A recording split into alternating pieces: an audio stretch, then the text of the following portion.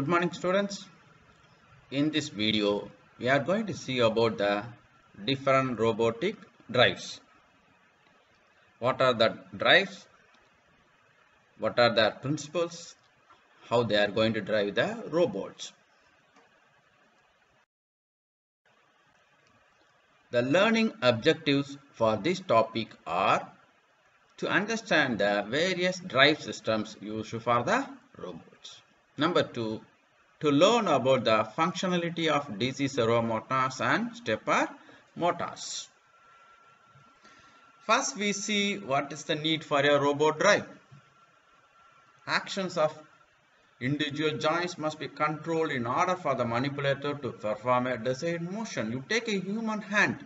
If you want to pick up any article or any object, the wrist is used, but still you have to give motions to the upper arm, the joint and the lower arm to some angles so that it should be converted into the wrist and the object is placed. Similarly, robot's body, arm or wrist are to be given the drive system to power the robot. The three major drive systems are pneumatic drive system, hydraulic drive system, electric drive system. We are going to see each one in detail. First, pneumatic systems. The pneumatic systems are specially used for small type of robots which are using less than 5 degrees of freedom.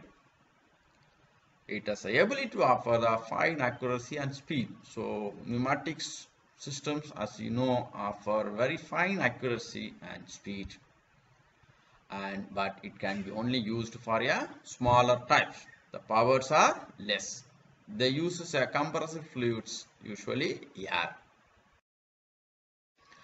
The advantages are air is available abundantly, so you can take it any volume of air and leave it, and it also environmentally safe. Compared to hydraulic system, they are very safe to operate, and they have good dynamic properties. They are used only in small, for example, pick and place tasks. Components are a compressor used to power the air and a cooler and a separator for removing the moisture and receiver for storing the air, and a motor control for accurately controlling the quantity of air supplied to the control valve. Control valve uses this air to activate the actuators on the desired direction. Hydraulic system uses oils instead of the air in the pneumatic systems. They are more powerful. Wherever you want a more powerful systems, you go for the hydraulic system. They are rapid, precise, and they can be used numerous times.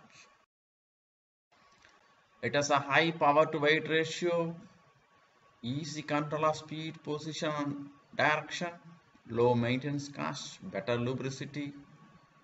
Oils are available, but major disadvantage is they are environmentally polluting. The oils which let out of these systems are going to pollute the system, environment. The structural weight and size of systems makes unsuitable for smaller instruments. Leakage also causes accidents in the sites. Fluids, if not disposed properly, it's an environmental pollution. The simple components of hydraulic systems are reservoirs to store the oil, a filter to filter the oil, sent to the pump which increases the pressure, sent to the control valve. So this control valve is going to give the pressurized oil to the hydraulic cylinders in the desired direction, and the quantity determines the movement of the cylinder.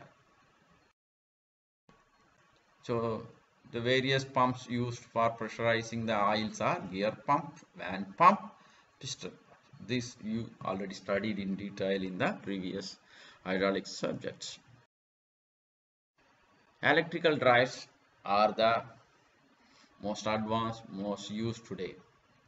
They use either DC servo motor or a stepper motor for accurate and precise movement of the robot. They consisting of a servo motor system, a stator rotor, and a commutator mechanism. They are using a permanent magnets for creating a magnetic field which are converted into a torque.